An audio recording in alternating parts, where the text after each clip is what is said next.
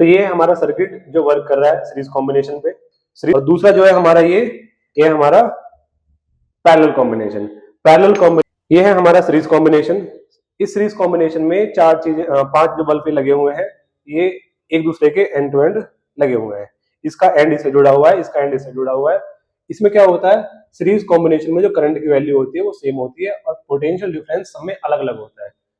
और इसका जो रेजिस्टेंस होता है वो हाई होता है। रेजिस्टेंस हाई होने की वजह से ये प्रॉपर तरीके से ग्लो नहीं कर पा रहे हैं। सर अगर इसमें से एक बल्ब खराब हो जाता है तो उसका कॉम्बिनेशन पे क्या फर्क पड़ेगा?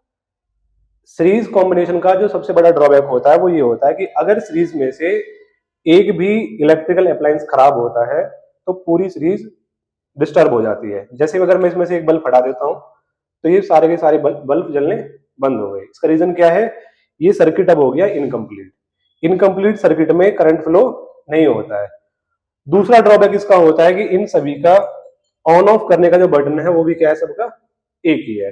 यानी अगर हम अपने घर की जो पूरी फिटिंग होती है, इलेक्ट्रिकल फिटिंग, अगर हम उसको सीरीज में जोड़ देते हैं तो उसका क्या ड्रॉबैक आएगा, घर की सारी चीजें एक ही बटन से ऑन ऑफ होंगी, एक बटन से ही पूरा घर चलेगा। ठीक है, और सबकी जो कैपेसिटी होगी वो इस तरह से होगी, ये बहुत ही लो है।